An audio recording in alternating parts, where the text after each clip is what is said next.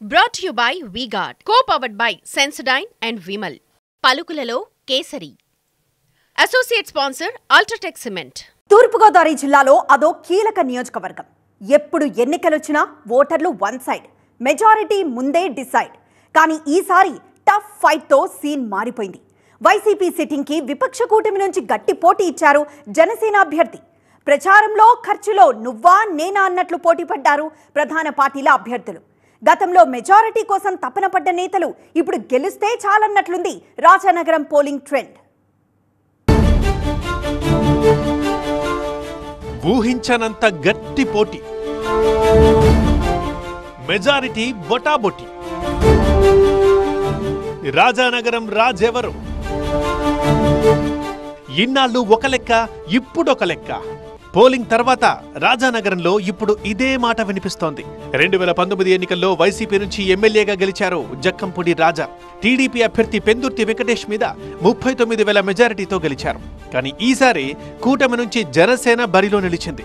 రెండు వైపులా పోలింగ్ పోటాపోటీగా జరగడంతో రాజానగరం ఫలితంపై ఉత్కంఠ మరింత పెరిగింది. వైసీపీ సిట్టింగ్ ఎమ్మెల్యేకి జనసేన అభ్యర్థి బత్తుల బలరామకృష్ణ గట్టి పోటీ ఇచ్చారన్నది రాజానగరం పబ్లిక్ టాక్. ఓ చోట బత్తుల ముందంజలో ఉంటే మరో చోట జక్కంపూడికి అనుకూలంగా ఓటింగ్ జరిగినట్లు పోలింగ్ ట్రెండ్ పై చర్చ జరుగుతోంది.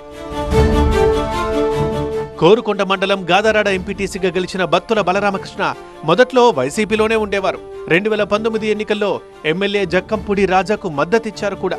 తర్వాత అంతర్గత విభేదాలతో వైసీపీని వీడారు బత్తుల. జనసేనలో చేరి చివరికి ఆ పార్టీ అభ్యర్థిగా రాజానగరం బరిలో నిలిచారు. పోలింగ్ తర్వాత కొన్ని చోట్ల గ్లాస్ గుర్తుకు ఓట్లు బాగానే పడ్డాయని, మరికొన్ని చోట్ల ఫ్యాన్ గాలి వీచిందని పబ్లిక్ లో చర్చ జరుగుతోంది. రాజానగరం నియోజకవర్గాన్ని ప్రతిష్టాత్మకంగా తీసుకున్న పవన్ కళ్యాణ్ ఇక్కడి ప్రచార సభలో భావోద్వేగంగా ప్రసంగించారు. తగ్గేదే లేదన్నట్లు జనసేన అధినేత మీటింగ్ జరిగిన చోటే జక్కంపూడి రాజాకు మద్దతుగా ప్రచార సభ నిర్వహించారు సీఎం జగన్. రెండు సభలకు జనం భారీగా తరలివచ్చారు. దీంతో గాలి ఎటువైపు ఉందో ఎవరి అంచనాలకు అందడం లేదు. 2014లో తల్లి ఓడిపోయిన రాజానగరంలో గత ఎన్నికల్లో విజయం సాధించారు కొడుకు జక్కంపూడి రాజా. సామాజిక వర్గం బలంగా ఉండడం, యువకుడు కావడంతో మంచి మెజారిటీతో ఎమ్మెల్యే అయ్యారు. అయితే ప్రభుత్వంపై వ్యతిరేకత, రాజానగరం ప్రజల్లో అసంతృప్తి వంటి అంశాలు తనకు కలిసొస్తాయని జనసేన అభ్యర్థి ఆశలు పెట్టుకున్నారు. టీడీపీ మద్దతుకు తోడు ఉమ్మడి జిల్లాలోని పిఠాపురం నుంచే పార్టీ అధినేత పోటీ చేయడం కలిసొస్తుందని జనసేన శ్రేణులు ధీమాతో ఉన్నాయి. రాజానగరంలో ఎప్పుడూ లేనంత టఫ్ ఫైట్ జరగడంతో ఎడ్జ్ ఎవరికుందో ఎవరూ అంచనా వేయలేకపోతున్నారు.